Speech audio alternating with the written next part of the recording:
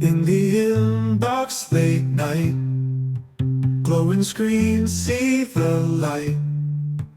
Do-do-do, email, everything feels alright.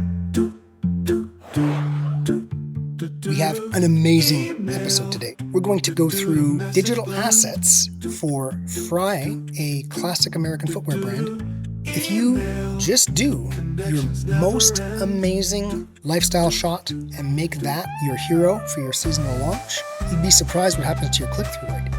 You want to have as few emails as possible to get the job done, because this kind of thing can happen. If you want someone to be on your list for 2 years, do the brand reinforcement that we're talking about here. If you're sending ugly emails, or even just emails that aren't really that compelling, or as if when you open it, you're like, oh my God, look at that, people stay on the list.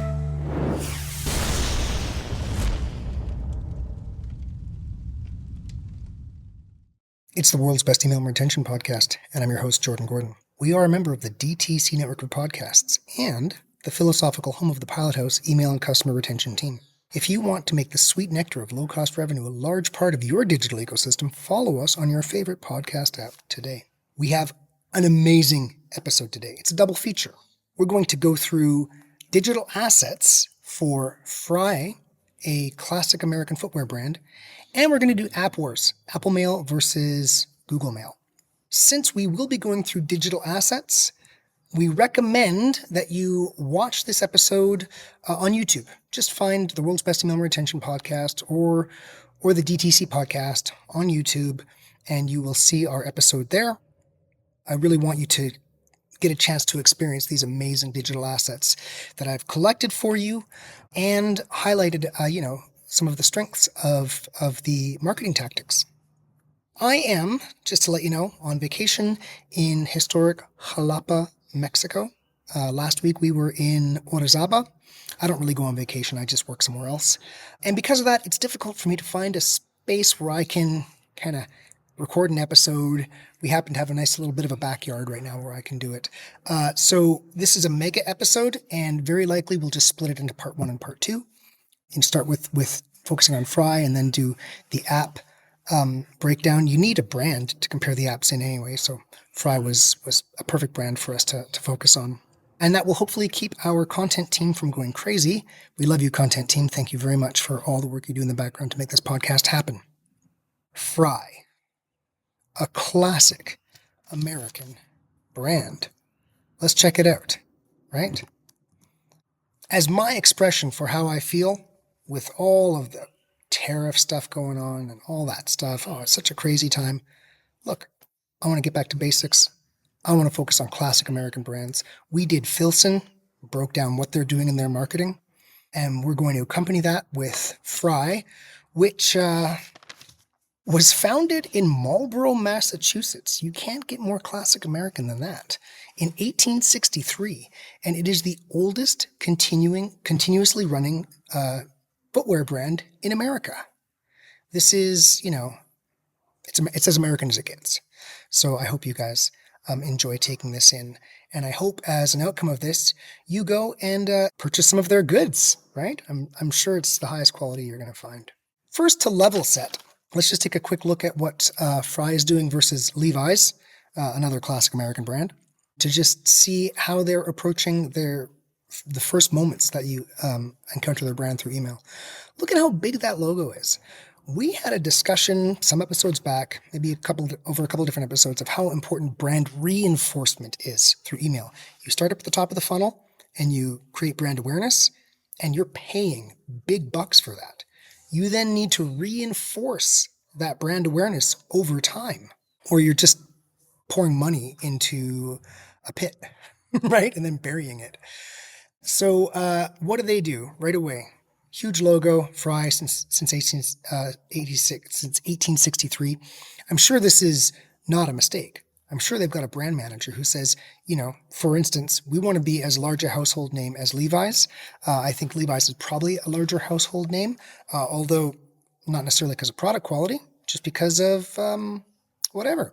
So their brand manager is trying to do what he or she can to bring that brand awareness with this logo. It's obvious to me.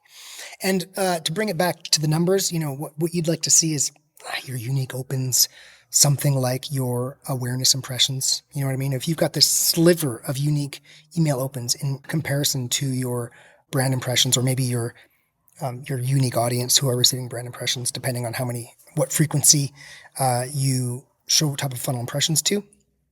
If it's a sliver, you're basically just doing all that work for what, right? If they don't buy, they've just forgotten about you. So every time, you don't even need an open. That's why I say use unique opens, even though they're full of Apple privacy opens. Because even when someone sees your brand name in their inbox, that's a brand impression, right? Yeah. And then, what do we see here? Obviously, Levi's has crazy lifestyle budgets, right? So you see tons of amazing imagery, amazing models, amazing sets, right? All right, continuing. We're level setting here. Look at Frye's homepage, all brand perception, right? Look at this, like they've got it's a truck and they're at the lake, you know what I mean? And look at the amazing boots, right? And Levi's, when you go to their homepage, it's a category page. What's the message here? Levi's is saying, we don't need our site to do branding for us. Our brand is huge, and probably they're doing a lot of their sales, in kind of department stores and things like that. They have to have a website because they say, well, what happened to Levi's? They don't have a website. What's going on? So, I'm sure D2C is a large part of their business, but it's not, it's a conversion part of their business, not a branding part of their business. Clear as day from what Frye is doing on their homepage versus what Levi's is doing on their homepage, how important branding is for their digital ecosystem. Think about this when you put together your homepage. And I've got some episodes coming up where we're going to really dig into that. But for now, let's just take this level set. Okay. All right. Let's check out some seasonal launch versus late season digest kind of stuff, just so we can just see the difference, what's going on. First of all, absolutely certainly one of their best lifestyle shots is what they're kind of launching their spring style essentials with. It's the woman with the like crazy chaps, and she's with a pony of some kind. Just amazing shot, right? I envy the photographers and the creatives that I'm a quant. I envy the people who do this for a living.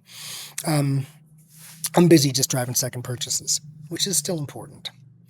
Now, what I'll say about this is, and I've said this before, but sometimes you got to say things. I know not everybody watches every episode, so I'll just say it again. A lot of you out there would be surprised if you, on a seasonal launch, did not feature actual products from the launch, but just did the amazing shot of the kind of woman with the chaps and the pony.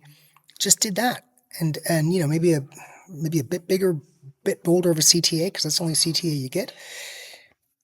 And you say, check out the collection. Right now, I can just scroll down on this email and I can look at the collection. I can see what's in there. And if I don't like it, I can just keep going. If you just do your most amazing lifestyle shot and make that your hero for your seasonal launch, you'd be surprised what happens to your click-through rate. Click-through rate's going to go up. And if your click-through rate goes up on a steady revenue per session, you make more money. What could cause the revenue per session to go down? Well, they're going to a category page rather than going directly to a product page if they click on the products in the email. But frankly, my understanding and belief, and I've optimized this so it comes with some experience, is that category page early in the season is a better place to put someone so that they can self-select what they're into rather than you deciding what they're going to like in the launch and, having them click through to a product page. That's something that they actually don't want. Look, sorry if you've heard that before. I'm just going to say it again because, it's also less work. And what's the big theme for email retention going forward is higher productivity, higher revenue per dollar spent, having email just, really, really become an engine for low-cost revenue in your digital ecosystem. And so you got to take that philosophy through your whole ecosystem and say, hey, let's even spend, let's even be more efficient per asset. And then late in the season, we see here, what are they doing? Hey, they've got Shop the Drop. They've got all the things that were in the drop that happened. And then styles just for you. It's actually the same boot. That's probably not what they did on purpose. That was just what their email sender did for me. Kind of interesting. And then the 70% off. That's from their last, from stuff from that season, maybe some stuff from previous seasons. When you see 70%, that's like they're really just trying to close some stuff off. It's also, I think this asset was actually before Liberation Day, so that's not what they're doing with this discounting. They're just closing off some really old product. And then sale staples, yeah, and they're just showing you some of the stuff that's in there, not just boots. They got all kinds of clothes.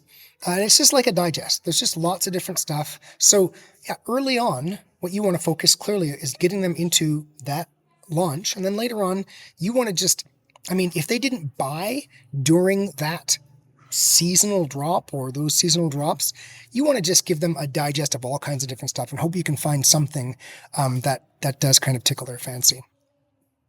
Next slide. Okay, there's two of these in a row, beautiful product features. Just look at, so life is better in tall boots. Look, I can't agree more. By the way, I'm a dad. I don't have any big cowboy boots, but like that tall boot it's a call to adventure.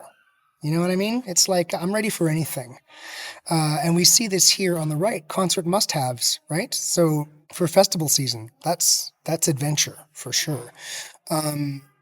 Yeah, and we really break down on the left, what the highlights of this boot.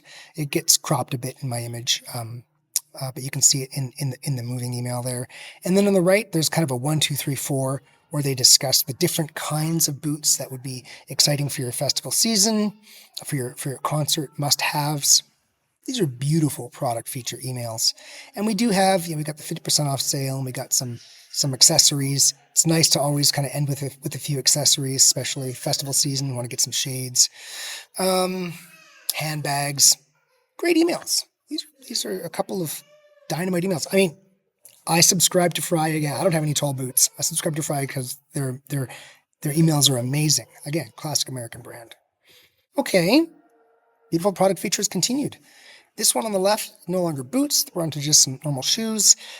We repeat the homepage hero shot is repeated in this email. And like, look, if you take 4 amazing shots on your seasonal kind of shoot, you should use those 4 amazing shots like 16 times. Let's remember, not everybody opens every email. In fact, unengaged people, which are the majority of your list, open like every 10 emails. So reuse that content heavily. We did discuss, if you guys go back and check out Filson, I highlighted Filson, another classic American brand, early in the email retention, early in the world's best email and retention podcast episodes. And they have some very interesting ways that they repurpose images, changing them a bit. In this one, they repurpose it without changing it, but it looks great there. And again, they're just breaking down this sneaker. And then when we look at the kind of the banana never goes out of style, it's the color of that boot. They're, rather than just like the last slide, they're kind of breaking down all the different shoes. Rather than breaking down the individual shoe, they're breaking down all the different shoes. And let me call this out. You can actually see repurposing content is huge in email, all over the place, really. They've reused this 1, 2, 3. It's the exact same. If you go back a little bit, you can see that they've reused the 1, 2, 3, and they just put in different products. They're getting more mileage out of their designs. And that will become a recurring theme as we go through these amazing emails. Okay. So another way to stretch the value of a design, because we're going to enter a stretch where, the standard will be 3 emails a week, to hopefully to a smaller engagement window. If you ramp up your number of emails a week to a larger engagement window, you could end up offside with the inbox providers. So just a warning out there, if you're going to start really ramping up, make sure you respect people's inboxes and don't shout at them for a limited amount of time. So what do we have here? We have these wonderful little animated GIFs, right? Followed by kind of, product breakdowns, product features. And if you look, it's actually the bottom of the email is pretty much the same, right? They're doing the exact same kind of product breakdowns on both emails, and at the top it's a different animated GIF. Look, the animated GIF, especially the one on the right, is actually a video shot, and it was taken. The one on the left is just cycling through. So you didn't even need to do, for the left one, you didn't even need to do extra shots. It's just cycling through product shots. The one on the right, when you planned your seasonal shot, you had to like say, hey, we're gonna do this. And definitely, I recommend you obviously planning your shoots before you do them. But this is really one piece of content, the email, right? The body of the email, it's one, and then it's one video that was taken carefully, right? And you get 2 emails out of it, right? So this is a 2 for 1. And again, no one's going to notice that you ended up doing the exact same kind of bottom feature portion of the email. No one's going to notice that, and you're getting an extra message. So you should be doing this heavily in your email program. And great looking emails, right? Again, look at every email I've shown you. Looks fantastic, right? Frye. Classic American brand. Okay, we'll do a couple things I'm a little bit picky about for an opportunity for our audience to learn. So Frye, I'm sorry to nitpick on a couple of little things, but it's for the greater good. It's for our audience to see, how they should kind of approach email. So we can see here on the left, we've got a grid, right? It's kind of buy now, it's got the prices. And on the right, we've got a grid with no buy now, no prices, no CTA. Look how much cleaner the one on the right looks. So I've never found a statistically significant benefit to having all that stuff below the image in the email, right? I mean, this is, in fact, go look at your email. Where do the majority of clicks come from? The majority of clicks come from the hero shot. So when you talk about whether or not you should have prices or CTAs that far down the email, you're optimizing, the bottom quintile of clicks, right? The top quintile of clicks are going to kind of your primary message. So the takeaway is put the most effort into your primary message and make the remaining portions of your email, make it all efficiency, make it the easiest to make, the least work. Some people do look at your emails and they've got different currencies. And so, it's not converting the currency. It's not doing that. That's not what Klaviyo is doing. And I haven't really worked with a sender that's done anything like that to where I think it's a good feature. So the one on the right is the way to approach that, right? Grid, clean, no other stuff. Otherwise, if you look there on the right too, if the product title is 2 lines, if there's a carriage return, suddenly your price and your button get pushed down. And watch out, if you don't set up Klaviyo right, the product image can be pushed up if it's kind of bottom aligned, and that just looks super, super bad.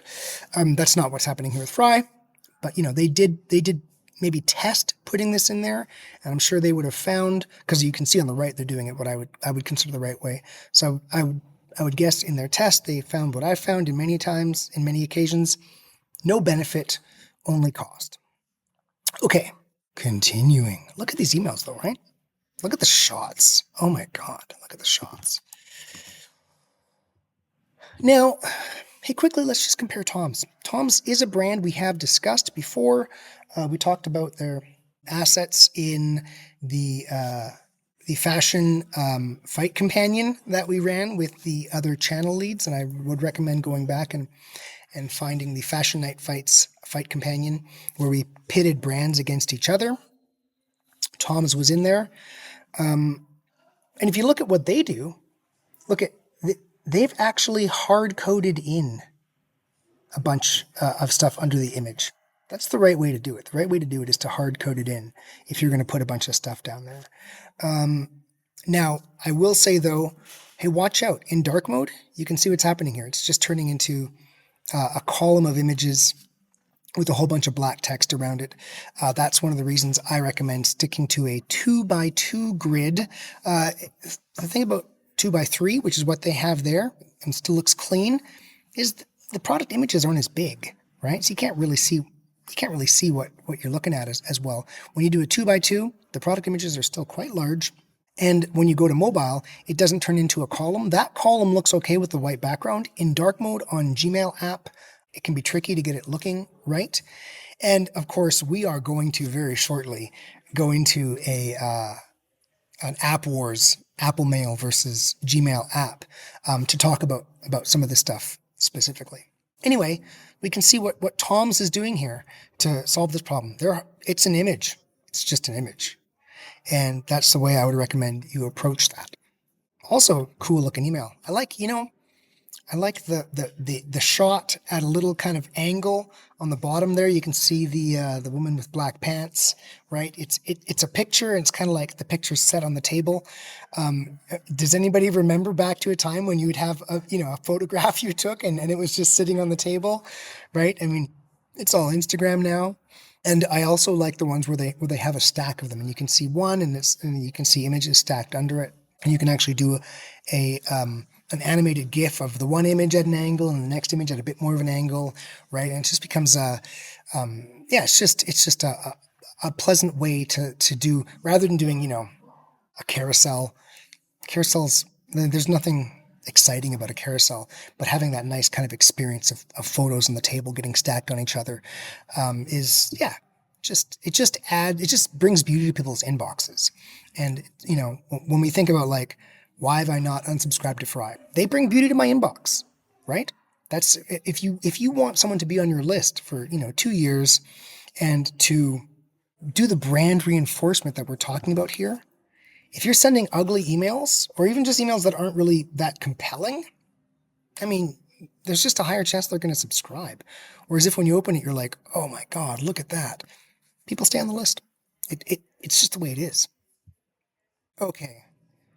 Again, I got to do a little call out. So I apologize to the team at Frye for doing little call outs, little optimizations. But again, it's for the greater good. It's for our audience so they can learn. And this is the nerdiest of the nerds that are paying attention to this. So I assume there will be no lasting damage to your brand because the world's best email and retention podcast called out some stuff that it saw that it did not like. But hey, look, here's a welcome email. And first of all, the images get turned into columns like we discussed. And you can see it's actually one's on the left, one's on the right, one's in the middle, one's on the right. It was on a certain aspect ratio. And you can find this if you subscribe and you grab your phone and you take your phone and turn it landscape. You'll see that it's a 2x3 grid, similar to the Tom's 2x3 grid that we were just looking at. But the aspect ratio was set up wrong in the email. And this could either be because someone set it up wrong, or more often what happens is something changes with the builder inside of the sender. I don't know if they're using Clave. I'm not sure what they're using, but something changes inside the sender, and aspect ratios that suddenly your thing just that you thought was going to look a certain way doesn't look that way anymore. Bottom line. And this is why it's so important, and why I'll tell you our philosophy. And it should be, I think, everyone's philosophy. I've learned this as a product manager for email. You want to have as few emails as possible to get the job done, because this kind of thing can happen, right? We've talked about how much work they're doing to show a flawless brand, to do brand reinforcement. And here's a welcome email. That's someone just shows up, and they're getting this kind of very strange email. We can actually see kind of on the bottom, we can see it's happened again. Look at the very bottom, how there's like weird CTAs on the left and CTAs on the right. This thing got truncated. It was supposed to be side by side on a wider aspect ratio or more pixels horizontally. Yeah, so you want to have as few digital assets as possible to get a job done. You want to push as many addresses as you can through each digital asset. And this is scope and scale. When a message has a strong scope, it can be used very often. It can be used pre-purchase, post-purchase, any time of year.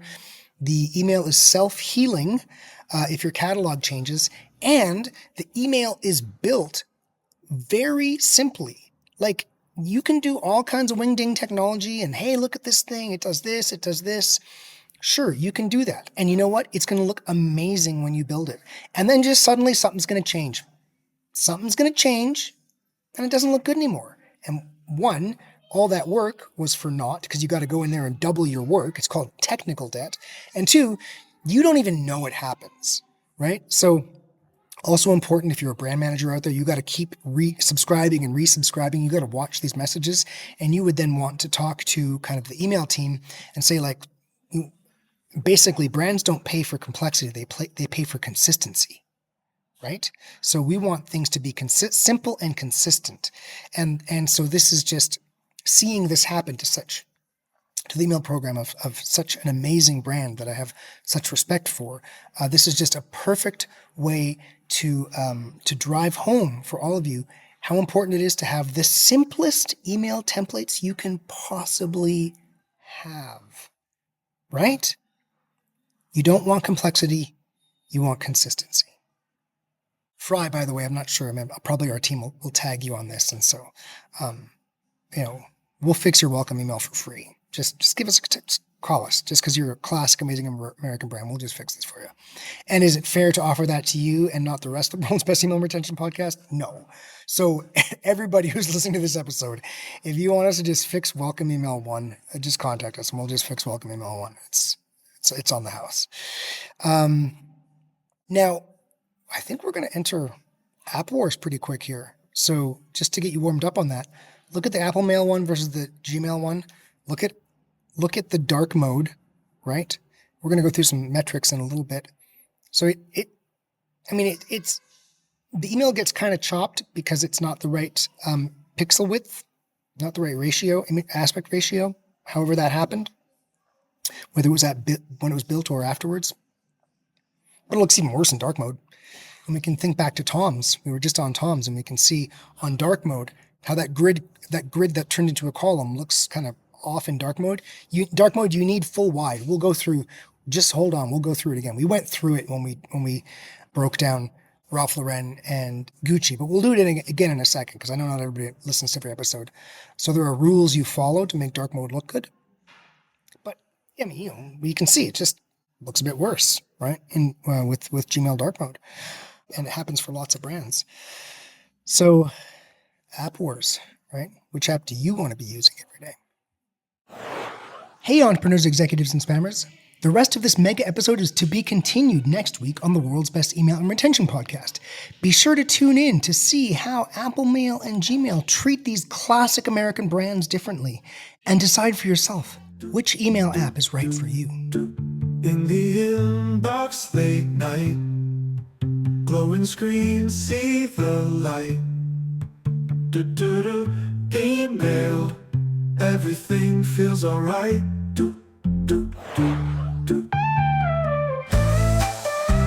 Hey, entrepreneurs and spammers.